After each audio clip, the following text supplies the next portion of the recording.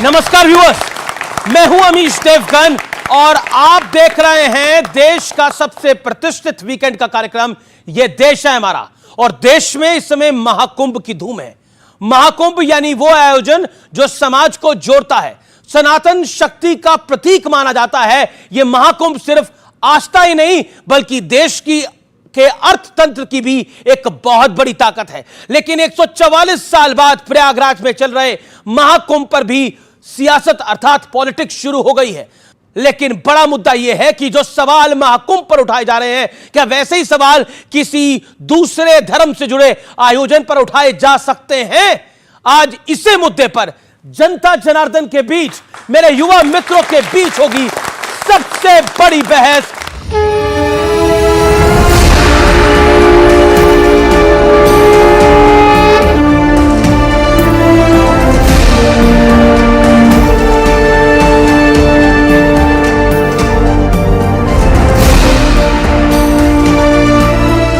चुनावी दौर में सनातन पर जोर वाली सियासत लगातार जारी है। एक तरफ महाकुंभ में डुबकी लगाने वालों की संख्या लगातार नए नए रिकॉर्ड बना रही है, तो दूसरी तरफ सियासत में भी सनातन पर फोकस साफ साफ दिखाई दे रहा है। 2025 का जनवरी माह भव्य और दिव्य महाकुंभ के लिए और 2024 का जनवरी माह एक भव्य और नव्य अयोध्या के लिए जानी जाती है। अरे भाई, गंगा में डुबकी लेने से गरीबी दूर होती क्या? अगर आयोजन 1300 करोड़ में अच्छा हो सकता है, 800 करोड़ में अच्छा हो सकता है, तो 10,000 करोड़ में, 7,000 करोड़ में कितना अच्छा हो सकता है। उसमें तो न कोई ट्रैफिक की दिक्कत होती, न कोई पानी की दिक्कत होती, न साधु संतों से बिजली का बिल लिया जाता या उनको असुविधा होती। इवेंट बना रखा है, करोड़ों पहुंच रहे हैं, करोड़ों पहुंच रहे हैं। मैं वहां का रहने वाला हूँ, करोड़ कुछ होता है कि नहीं होता? तो सवाल यही है कि क्या महाकुंभ और चुनाव के बीच सनातन धुरी बन गया है? आज इसी मुद्दे पर होगी जनता के बीच देश की सबसे बड़ी बहस। हमारे साथ आज कौन कौन जुड़ा है? Doctor Sudhanshu Trivedi, member of parliament Bharatiya Janata party के और राष्ट्रीय प्रवक्ता है भारतीय जनता पार्टी के। राजकुमार भाटी, समाजवादी पार्टी के राष्ट्रीय प्रवक्ता हैं और सीनियर लीडर हैं। प्रोफेसर अनवर पाशा, प्रवक्ता राजद के यानी राष्ट्रीय जनता दल के और सीनियर नेता हैं। मौलाना अंसार रजा हमारे साथ हैं, गरीब नवाज फाउंडेशन के चेयरमैन। और आचार्य प्रमोद कृष्णम भी जुड़ेंगे हमारे साथ, वो थोड़ा डिले से चल रहे हैं। आप तमाम लोगों का अभिनंदन है, आप सबका भी अभिनंदन है इस चर्चा के अंदर। लेकिन राजकुमार भाटी, आपको महाकुंभ में कितने लोग डुबकी लगा रहे हैं उसका भी सबूत चाहिए। अपना एक प्रवक्ता और नेता बिठा दीजिए, वो गिनती करता चले कितने लगा रहे हैं। हम अपनी तरफ से कोई सवाल नहीं उठा रहे हैं। शुरुआत माननीय मुख्यमंत्री जी करते हैं। ये माननीय मुख्यमंत्री जी को अपनी गरिमा, अपने पद और अपनी जिम्मेदारी का एहसास करते हुए संतुलन बनाना चाहिए अपनी वाणी में। उन्हें ऐसा बोलना चाहिए जिसका खंडन ना करना पड़े। हमें कोई आपत्ति या कोई ऐतराज कुंभ पे नहीं है। हम कोई सवाल कुंभ पे नहीं उठा रहे। कुंभ में हमारी भी आस्था है, गंगा हमारी भी माँ है। गंगा में स्नान हम भी करते हैं, हमारी पार्टी के मुखिया भी करते हैं, पूर्व मुखिया माननीय नेताजी भी करते थे।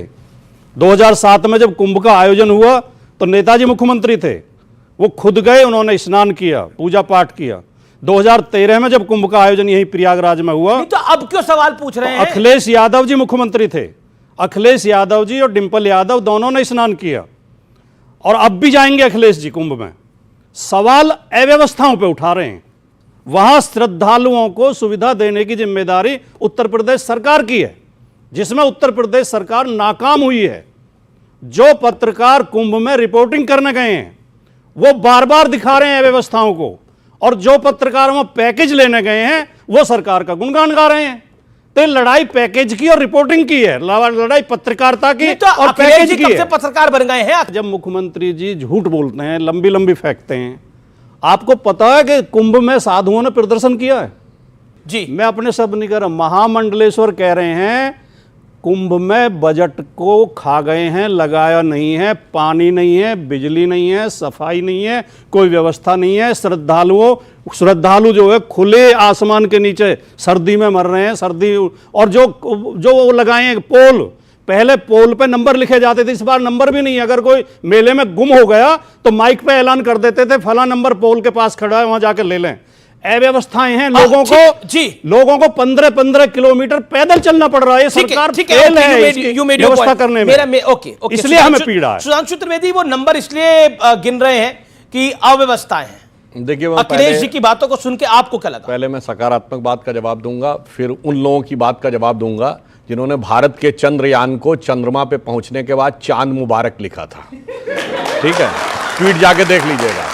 और वैसे एक हिंदी और उर्दू में फेज होता है चांद मारा, मतलब ल्यूनेटिक, जिसका दिमाग खिसक गया हो। तो मैं शब्दशः नहीं किसी के लिए बोल रहा हूं, जिस पार्टी का दिमाग खिसक गया हो, तो उनकी बातों का बाद में जवाब दूंगा। पहले एक सकारात्मक बात, यह कुंभ एक लंबे समय के बाद हो रहा है। यह डिजिटल एरा का पहला कुंभ है।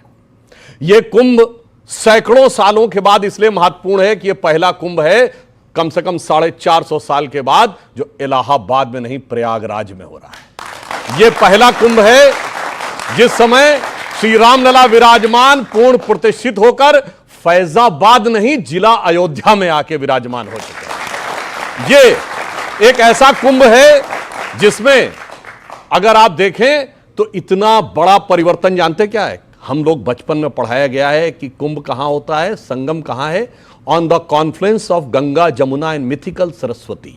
गंगा जमुना और काल्पनिक सरस्वती के संगम पर। और काल्पनिक सरस्वती यथार्थ दिखी किसमें? नासा की पिक्चर में। यानी जो जो वैज्ञानिकता आगे बढ़ती जा रही है, चाहे जुपिटर के रोटेशन पे 12 साल में होने वाला यह कुंभ, और जुपिटर के रोटेशन पे क्यों? क्योंकि हमारे सौरमंडल का सबसे भारी ग्रह, जिसकी गुरुत्वाकर्षण सर्वाधिक भारी है, वो गुरु है। और अगर आप वर्ड सोचिए, गुरुत्वाकर्षण शब्द है ग्रेविटी के लिए, यह गुरु के आकर्षण के लिए है। और अब साइंस को पता चला है because of its heavy gravitation, सौरमंडल से बाहर आने वाले तमाम एस्ट्रॉइड्स को वो खींच लेता है। तो कहा जाता गुरु हमारी रक्षा करता है, इसलिए अब ये उभरता हुआ दिख रहा। और एक दृष्टि से और भी महत्वपूर्ण है, मैं आपसे कहना चाहूंगा कि आपको पता है कि पिछले 13 और 14 जनवरी को, जिस दिन कुंभ शुरू हुआ, बहरीन, कतर, दोहा, यूनाइटेड अरब अमीरात और पाकिस्तान में गूगल पे सर्च होने वाला सबसे बड़ा शब्द कुंभ था। और सुनिए, इनको अव्यवस्था नजर आ रही है तो बाकी न्यूज, बाकी इंटरनेशनल एजेंसीज को कर देंगे, मगर गल्फ न्यूज ने भी बड़ी तारीफ की है। गल्फ वालों की तारीफ जरा सोच समझ के मानिएगा।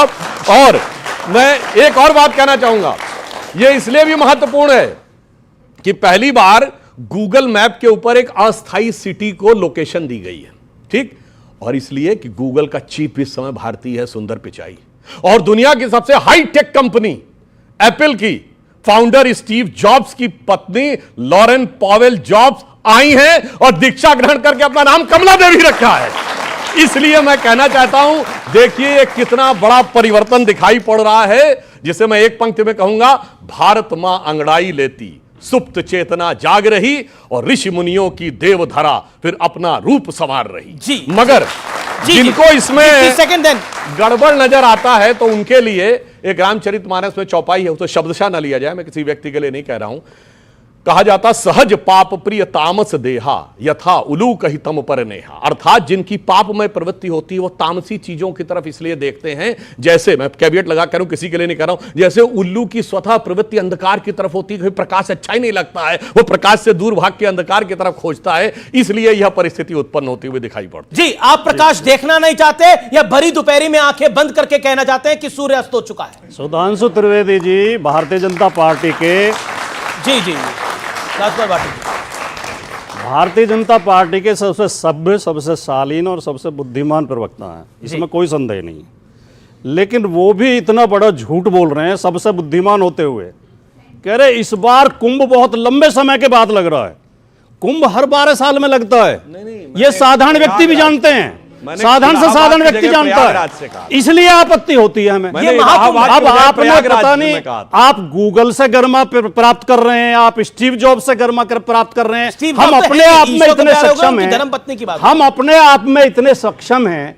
यह हिंदू धर्म इतना पुराना धर्म है, इतना विशाल धर्म है, इतना उदार धर्म है, इतनी इसमें विशेषताएं हैं कि हमें अपने ऊपर ही ठीक है, गर्व ठीक है, है। हमें किसी गूगल की जरूरत नहीं है। ठीक है, दूसरी बात, जी जी, quickly। ये कुंभ का आयोजन कोई पहली बार नहीं हो रहा है। आजम खान ने भी कुंभ तो किया था बहुत 2013 लंबे में। समय से हो रहा है। आजम खान ने जितने शानदार कुंभ का आयोजन किया था, उस पे बाहर दूसरे देशों की यूनिवर्सिटी तक रिसर्च करने आई थी। आप कह रहे हैं आजम खान ने शानदार किया था और योगी हार्वर्ड आदित्यनाथ यूनिवर्सिटी ने उसमें अच्छा नहीं करा आयोजन किया था। ठीक है। ये 2013 का इनका कुंभ भारत के इतिहास का इकलौता कुंभ था जिसमें मेला आयोजन समिति के अध्यक्ष ने कुंभ में स्नान नहीं किया था।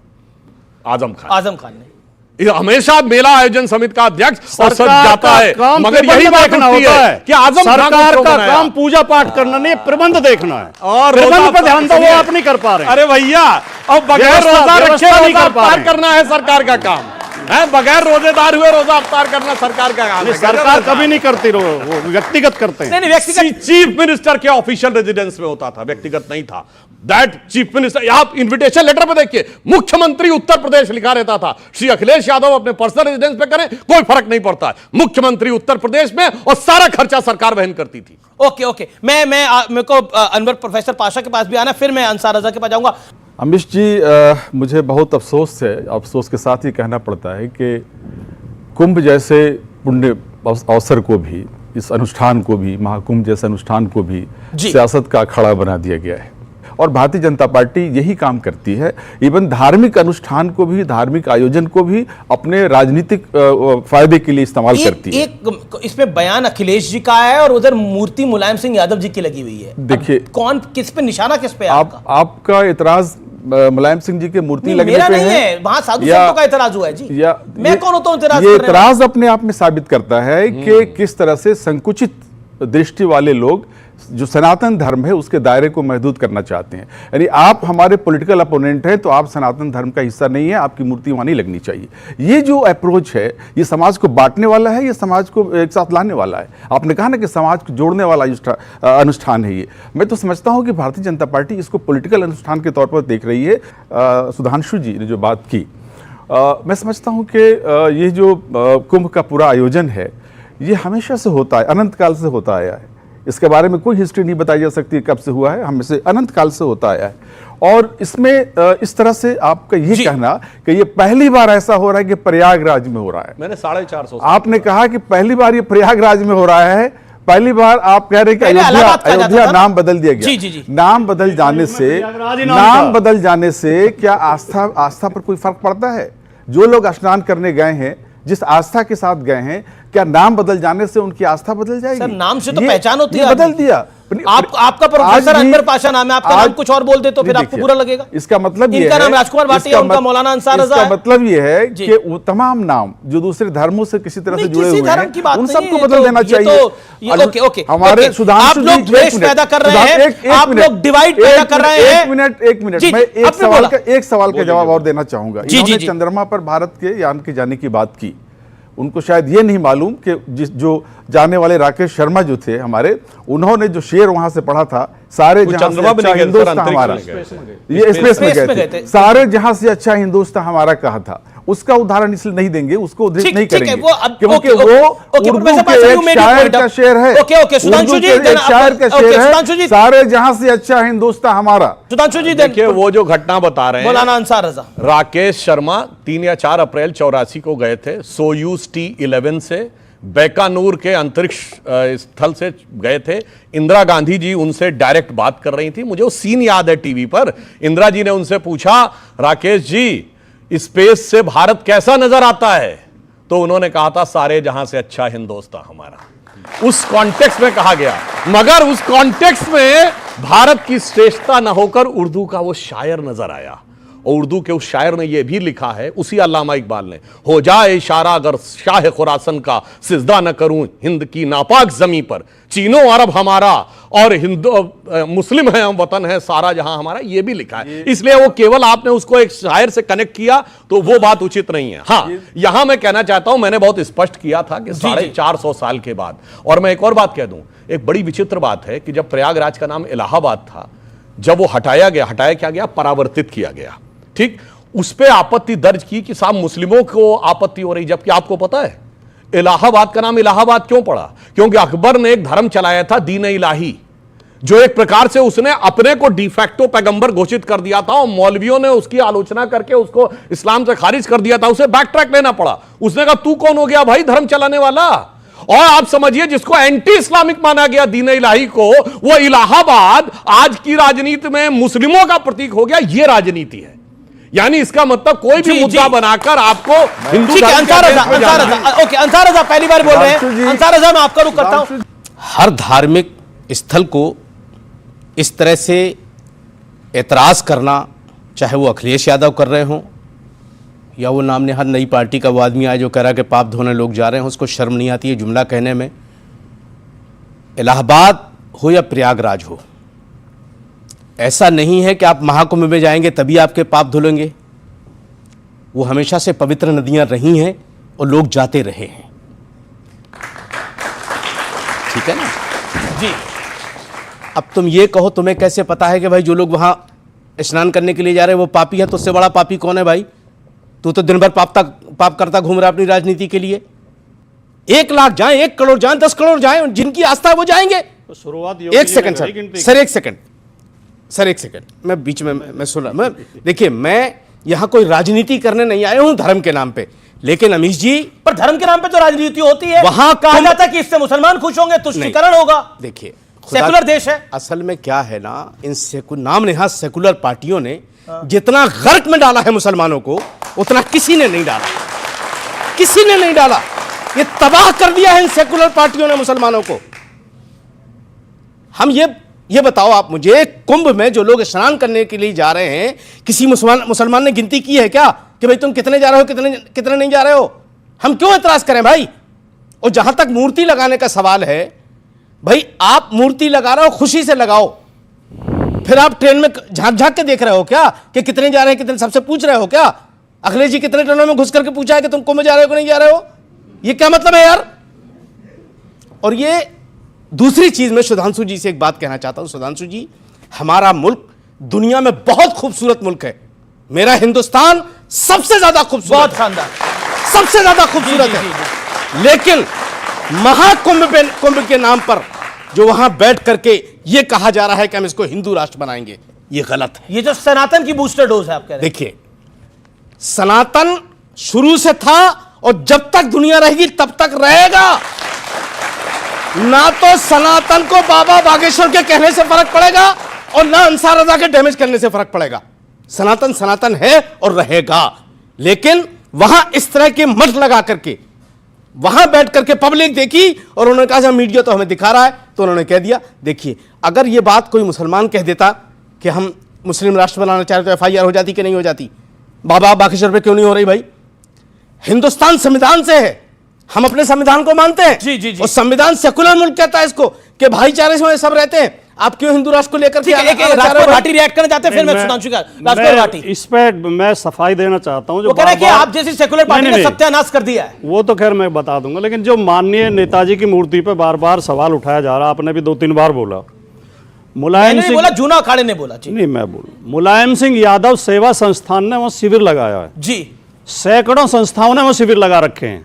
जिनकी आस्था है वो श्रद्धालुओं की सेवा के लिए वो शिविर लगाते हैं। उन्होंने अपने शिविर के अंदर मुलायम सिंह यादव जी की प्रतिमा लगाई है। कोई वो मेले का आयोजन नहीं है। अंसार रजा जी की बात, अंसार रजा जी जो कहना चाहते हैं, देखिए, एक तरफ है सेकुलर लोग, एक तरफ है सांप्रदायिक लोग। सांप्रदायिक लोग कहते हैं इस धर्म के लोग यहां नहीं आएंगे, दुकान पर नाम लिखेंगे, इसमें नहीं घुसेंगे, उसमें नहीं घुसेंगे, ऐसा नहीं करने देंगे, इन्हें ऐसा नहीं करने देंगे। सेकुलर लोग कहते हैं ये देश सबका है, ठीक, प्यार से, भाईचारे से, मोहब्बत से रहो। अब हम मोहब्बत करके तो देश को तोड़ रहे हैं। कुंभ में गिनती करके मोहब्बत बढ़ रही है। हम मोहब्बत करके मुसलमानों का नुकसान कर रहे हैं। कुंभ में लोगों की गिनती कर रहे हैं, मोहब्बत बढ़ रही है। और जो लोग मुसलमानों की दुकान पर नाम लिखवा रहे हैं वो मुसलमानों का भला कर रहे हैं। अंसार रजा, देखिए, आपने एक बात कही कि जो लोग इस तरह की बात कर रहे हैं तो क्या मुसलमानों से मोहब्बत कर रहे हैं? मुझे अच्छी तरीके से पता है कि कौन हमसे मोहब्बत करता है और किस वजह से मोहब्बत करता है। ये देश का पूरा मुसलमान अच्छी तरीके से जानता है कि कौन हमसे किस वक्त किस तरीके से मोहब्बत करता है, किस वक्त किस तरीके से मोहब्बत करता है। जब वोटों की गिनती, जब चुनाव आता है, किस वक्त किस तरीके से मोहब्बत करता है, थोड़ा विस्तार से बताएं। जी जी, अब सुनिए। घर की बात है, यहाँ क्यों खोल रहे हो? एक सेकंड सुनिए।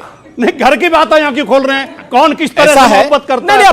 नहीं, नहीं, देखिए, घर की बात नहीं है ये, ना ना, इसे मजाक में ना ले, ये पॉलिटिकल बात भी नहीं है। ओके, देखिए, क्योंकि दिल्ली में चुनाव है जी। सुनिए, तुम्हें हम भी सताने पर उतर आए तो क्या होगा, तुम्हारा दिल दुखाने पर उतर आए तो क्या होगा, हमें बदनाम करते फिर रहे हो सारी दुनिया में, अगर हम सच बताने पर उतर आए तो क्या होगा। तो क्या है सच, बता ही दीजिए आज।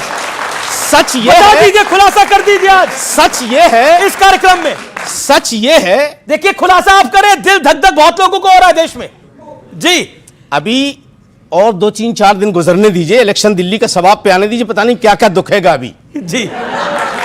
अभी आप देखते जाइए अभी क्या क्या दुखने वाला है। हमारा नाम का सहारा लेकर के जो हिंदू धर्म पर चोट होती है, हमें तकलीफ होती है। कोई मुसलमान हिंदुस्तान का किसी की भी आस्था पर उंगली नहीं उठा सकता, और ना हम इजाजत देते हैं किसी को, ना हमारे यहां कुछ ऐसा होता है कि हम किसी के धर्म की आस्था पर कोई उंगली उठाएं।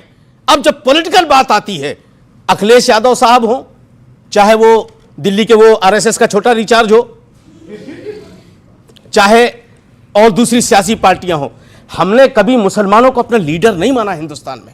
नेहरू से लेकर के आज तक, यहां तक के उद्धव ठाकरे तक के लिए साथ खड़े हो गए हम इस देश को बचाने के लिए। लेकिन मिला क्या हमें सिवाय बदनामी के? कुछ नहीं मिला हमें।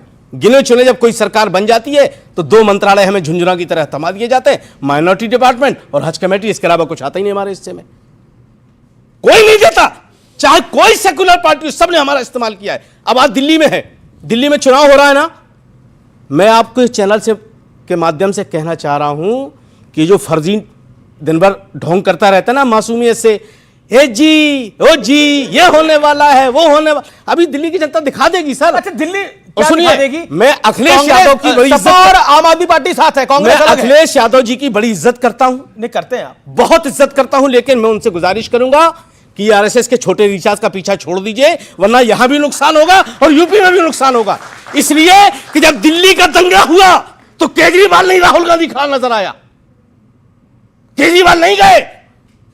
जब शाहीन बाग का धरना हुआ तो केजरीवाल ने कहा था 5 मिनट अगर पुलिस मेरे हाथ में होती तो इन औरतों को 5 मिनट में हटा देता।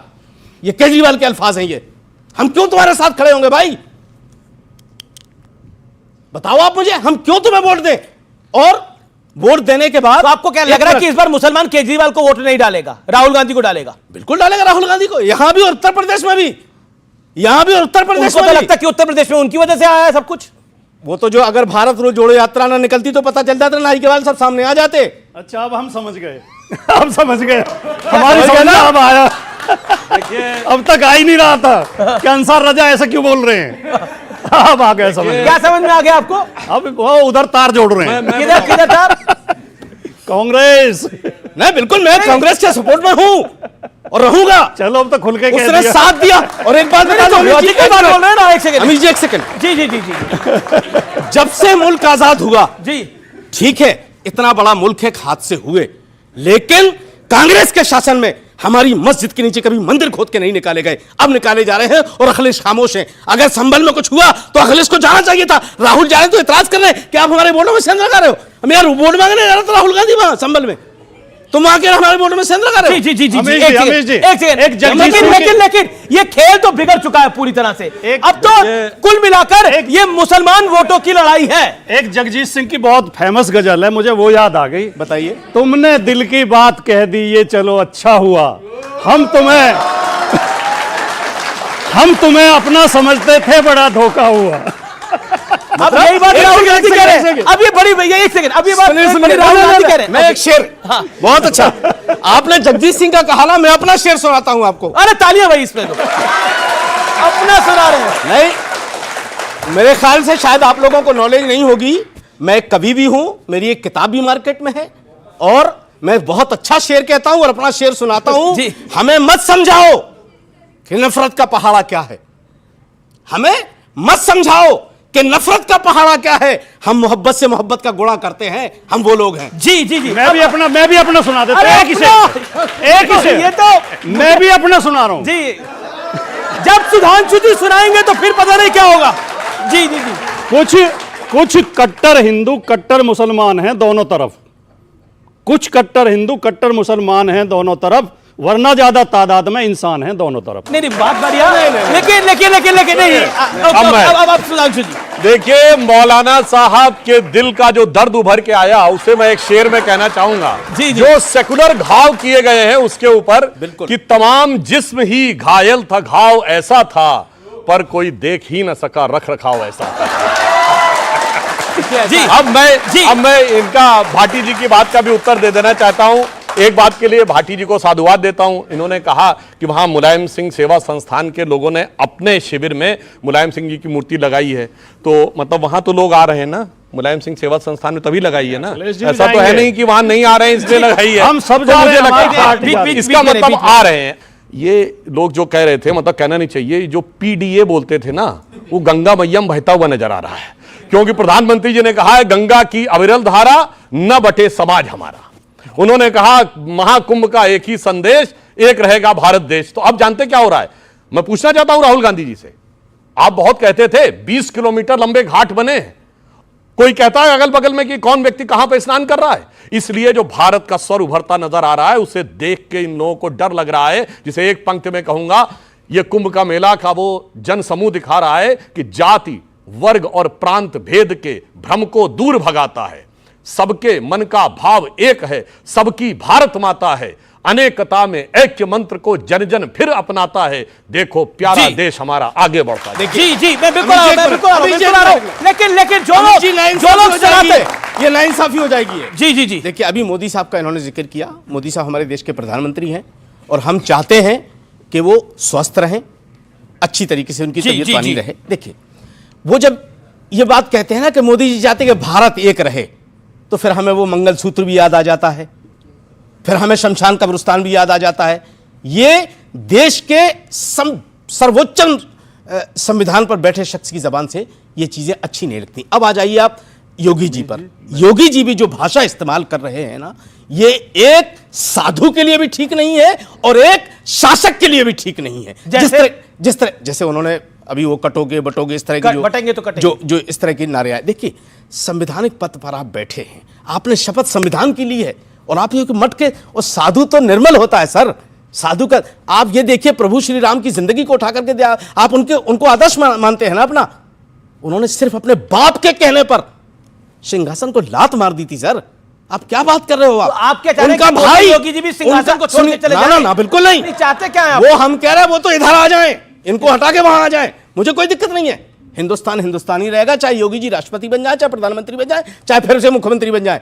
लेकिन मैं सिर्फ इतना कहना चाहता हूं कि जो शासक है उसको मुल्क के बचाने की जिम्मेदारी शासक को मुल्क को बचाना चाहिए। ये बटेंगे और कटेंगे का खेल नहीं चलेगा। सनातन की ओवरडोज, ये कई लेफ्टिस्ट और कई पॉलिटिकल पार्टी कह रही है सनातन की ओवरडोज देश को फंसा देगी। नहीं, मैं बता रहा हूं, पहली बात जो इन्होंने कही कि भगवान राम अपने पिताजी के कहने के ऊपर, एक वचन के ऊपर जंगल में चले गए। बताइए, दुनिया का इतिहास भरा पड़ा उदाहरणों से कि भाई भाई का गला काट के गद्दी पे बैठा और बेटा बाप को मार के गद्दी पे बैठा। वहां पे आदर्श कितना बड़ा था। और इसे उर्दू में भी एक रामायण लिखी गई है, चकबस्त रामायण, और उसमें लिखा है कि रुखसत हुए वो बाप से लेकर खुदा का नाम, भगवान राम के लिए लखनऊ के थे चकबस्त। तो उन्होंने कहा रुखसत हुए वो बाप से लेकर खुदा का नाम, राहे वफा की मंजिले अव्वल हुई तमाम। यानी पूरी दुनिया को दिखाया कि क्या आदर्श होता है। मैं वही कह रहा हूं सर। अब रही बात इसकी, एक बात मगर मौलाना साहब आपसे मैं इत्तेफाक नहीं रखूंगा। आपने शमशान और कब्रिस्तान की बात कही। शमशान का उल्लेख हमारे धर्म ग्रंथों में है, कब्रिस्तान का इस्लाम के कॉन्सेप्ट में कोई उल्लेख नहीं है। जाकिर नायक ने भी वो सईद बुखारी की हदीस भी कोट किया है। उन्होंने सुनिए सर, जाकिर नायक से इस्लाम चलेगा क्या सर? उन्होंने प्रोफेट मोहम्मद साहब को कोट किया है कि इस्लाम में कोई पक्की कब्र नहीं होनी चाहिए। वो देश का पक्की कब्र उन्होंने साहब, वो हमारे देश का कोट किया है। आप उसकी क्या मिसाल दे रहे हो भाई? वो हमारे सनातन धर्म को बुरा कहता है, आप उसकी मिसाल दे रहे हो। अरे भाई, आप लोगों को क्या मतलब है भाई? शांति के जाकिर नायक से क्या लेना देना है? अरे भाई, जाकिर नायक ने वो कोट किया है जिसमें उसने सईद बुखारी की हदीस कोट की है। नमस्कार सर, मेरा नाम तलहा इमरोज खान है और मेरा सवाल सुधांशु जी से है। जी। सवाल यह है सर कि जो मैनेजमेंट, जो ताकत महाकुंभ के आयोजन में लगाई जा रही है, क्या वही ताकत अगर देश की बेरोजगारी को हटाने में, गिरते हुए रुपए को सही करने में और हमारी अर्थव्यवस्था को ठीक करने में लगाई जाए तो क्या वो ज्यादा अच्छी नहीं रहेगी? ठीक है। सवाल आया। ओके, महाकुंभ से 2.5 लाख करोड़ रुपए का बिजनेस हो रहा है। और सुनिए, बिजनेस स्टैंडर्ड की न्यूज पढ़ लीजिएगा जाके, उसने कहा है कि इस साल भारत के जीडीपी में 1% का कंट्रीब्यूशन अकेले कुंभ से रिलेटेड इकोनॉमी से आएगा। और इकोनॉमी का अंतर क्या होता है मैं ये भी बताना चाहता हूं। 2024 का साल एक मामले में और पहला साल है। इससे पहले भारत में जितने भी टूरिज्म के डेस्टिनेशन थे, सबसे ज्यादा हर साल में आगरा के ताजमहल को देखने लोग जाते थे। 2024 पहला ईयर है जब आगरा के ताजमहल नहीं, अयोध्या में श्री राम जन्मभूमि को देखने 1,80,00,000 लोग गए। और उन्होंने जो इकोनॉमी में कंट्रीब्यूट किया है, उस पूरी इकोनॉमिक नेटवर्क को देखकर समझ में आना चाहिए। अच्छा, एक और आपको मजेदार बात बताएं, दुनिया के 60 देशों के लोग आए हैं। और कुंभ की एक और खास बात बताएं, यूक्रेन और रशिया के जो सन्यासी आए हैं, उनका कैंप एक दूसरे के अपोजिट लगाया गया है और दोनों मिलकर हवन कर रहे हैं शांति के लिए। इसीलिए मुझे अटल जी की कविता की वो पंक्ति आती है कि मैं अखिल विश्व का गुरु महान, देता विद्या का अमरदान, मैंने दिखलाया मुक्ति मार्ग, मैंने सिखलाया ब्रह्म ज्ञान, मेरे वेदों का ज्ञान अमर, मेरे वेदों की ज्योति प्रखर, मानव के मन का अंधकार क्या कभी सामने सका ठहर, मेरे स्वर नभ में गहर गहर, सागर के जल में छैर छैर, इस कोने से उस कोने तक कर सकते जगती सौरभ में, हिंदू तन मन हिंदू जीवन, रग रग हिंदू मेरा। सवाल आपका सवाल क्या है? जी, सवाल क्या है आपका? आप लोग राजनीति कम करते और हिंदू के सनातन पे ज्यादा अटैक करते हैं, ऐसा क्यों? हमारे धार्मिक ग्रंथ पे कभी बीमारी कहते हैं सनातन को, कभी अब्यूजिव वर्ड्स यूज करते हैं इसके। क्योंकि राजद के एक मंत्री ने इस बात को बोला था, सनातन को समाप्त करने के लिए कई लोग इंडिया अलायंस के आगे निकले पड़े थे। जरा दिव्य और भव्य कुंभ की तस्वीरें देखिए, जरा तस्वीरें चलाइए। कहां ये तो और भव्य हो रहा है जिसको समाप्त करने चल रहे थे आप लोग। देखिए, आपसे मेरा ताल्लुक है इंडिया अलायंस के कई नेताओं से। हमारे लिए ये खुशी की बात है कि बहुत भव्य रूप से आयोजन किया जा रहा है। वो देखिए पीछे, हम इसका स्वागत करते हैं। हम तो आगे देखिए, हम आगे देखते हैं, पीछे नहीं देखते। हम भविष्य में यकीन रखते हैं, हम भविष्य में यकीन रखते हैं, आगे देखते हैं। नहीं, पर इतिहास की जड़ों को देख के आगे कदम रखिए, नहीं तो मामला फिसल जाएगा। इसका स्वागत करते हैं, लेकिन हम इस बात की घोषणा करते हैं कि कुंभ को, महाकुंभ को, इस आयोजन को बिजनेस के पॉइंट ऑफ व्यू से देखा जाए। इतने लाख का जो है इससे फायदा हो रहा है, इतने लाख का हम बिजनेस कर रहे हैं, इतना लाख जीडीपी उससे बढ़ रहा है, ये हमारे लिए शोभा नहीं देता है। भारत में और दुनिया में जो टूरिज्म है, एक फंडामेंटल अंतर है।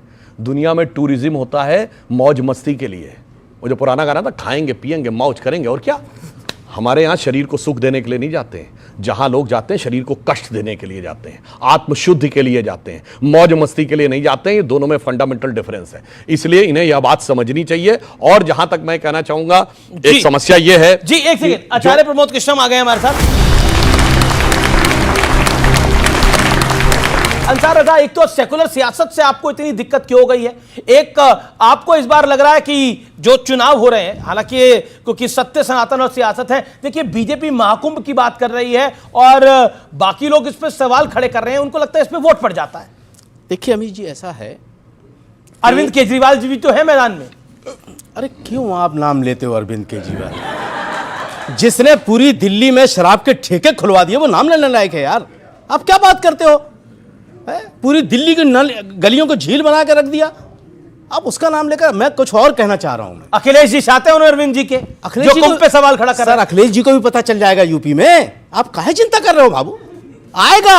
अरे इस बारी सीटें तो आ गई उनकी लोकसभा के अंदर इतनी सारी। मैं अखिलेश जी से सम्मान के साथ कहना चाहता हूं कि अगर सीटें कांग्रेस की वजह से आई थी, राहुल गांधी के चेहरे पर आई थी क्या? देखिए, मैं दो बातें कहता हूं जी, बोलिए। आपके दर्शक बहुत समझदार लोग हैं, और आज ये नहीं कि खाली सुधांशु जी के लिए ताली बजा रहे हैं, आप हर अच्छी बात पे ताली बजा रहे हैं। राहुल गांधी ने भारत जोड़ो यात्रा निकाली तो अखिलेश यादव को 37 सीटें मिली, वरना जब ये मुख्यमंत्री थे ना तब भी इतनी नहीं ला पाए। ये राहुल गांधी, अभी विधानसभा में भी सुनिए, अब हार हो गई। और अभी फरवरी के अगले हफ्ते में प्रियंका गांधी जी और राहुल गांधी जी जा रहे हैं महाकुंभ डुबकी लगाने के लिए। वहीं से पूरे हिंदुस्तान की राजनीति का नैरेटिव सेट होगा और उसका असर दिल्ली में पड़ेगा, उसका असर दिल्ली में पड़ेगा। लेकिन मैं बार बार कह रहा हूं कि जो सेकुलर नाम निहाद सेकुलर पार्टियां हैं, खुदा के वास्ते मुसलमानों की जान बख्श। राहुल गांधी की वजह से आप लोगों को इतनी सीटें मिल रही है, उन्हीं राहुल गांधी को आप अकेला छोड़ रहे हैं दिल्ली के अंदर। और महाकुंभ पे सवाल खड़ा कर रहे हैं। कांग्रेस और समाजवादी पार्टी के बीच में बहुत अच्छे संबंध हैं। कमाल के संबंध है। अच्छा, इसीलिए केजरीवाल का साथ देने उनको आए हैं। अकेला छोड़ बोल रखा रहा है। हूं, मैं बोल रहा हूं जी सर। राहुल गांधी और अखिलेश यादव के बीच में बहुत अच्छा कॉम्बिनेशन है। ये मतभेद पैदा ना करें, लेकिन अगर इतना आप कह रहे हैं तो ये भी ध्यान रखें कि हम 62 सीट लड़के 37 जीते थे, कांग्रेस 17 लड़के मात्र 7 जीती। सर, अगर जीती उसी है ना? रेशियो में, जहां कुछ अगर नहीं उसी था। रेशियो में कांग्रेस जीत, पर राहुल गांधी की जीत दस पे पहुंच जाती कितने है। से हुई? फिर राहुल ये गांधी भी कितने ध्यान वोट से रखें। जीते थे और अखिलेश जी अभी कितने जो वोट से 9 जीते? सीटों पे चुनाव हुआ उसका नतीजा क्या आया? बाई इलेक्शन, हाँ बाई इलेक्शन में क्या है नतीजा? फिर भी हम 2 सीट जीते हैं। आचार्य जी, ये महाकुंभ पर सवाल क्यों खड़े करे जा रहे हैं? आप काफी लेट जुड़े हैं, फिर भी जवाब। कौन कर रहे हैं ये देखना होगा। समाजवादी पार्टी ने महाकुंभ को छोड़ो, समाजवादी पार्टी ने तो भगवान राम पे सवाल खड़े करे, अयोध्या पे सवाल खड़े करे, कृष्ण पे सवाल खड़े करे। जो लोग राम पर, कृष्ण पर, भारत पर, भारत की संस्कृति पे सवाल खड़े करते हैं, वो कुंभ पे सवाल ना करें तो ये तो बड़ी अजीब सी बात होगी। जी। जिनकी आस्था, जिनकी श्रद्धा न भारत में है, न भारत की संस्कृति में है, न भारत की सभ्यता में है, न भारत के संस्कारों में है, वो कुंभ के महात्म और महत्व को क्या समझेंगे? आचार्य प्रमोद कृष्णम का एक बड़ा बयान मैं अभी बता रहा हूं कि अगर यूपी में योगी आदित्यनाथ की सरकार नहीं होती तो पूरा प्रदेश वक्फ हो जाता। और वो कह रहे हैं कि जैनों के, बुद्धों के इस किसी मुस्लिम आयोजन को इतना भव्य और दिव्य बनाया जाएगा जितना कुंभ को बनाया जा रहा है। देखिए, अमीश देवगन, गंभीर चर्चा है, बड़ी संवेदनशील विषय पर, इसको गंभीरता से लीजिएगा। नहीं, क्या बनाया जाएगा सवाल आया है राजद के प्रवक्ता का। भारत और सनातन, सनातन और भारत, ये दोनों एक हैं, इन्हें अलग नहीं किया जा सकता है।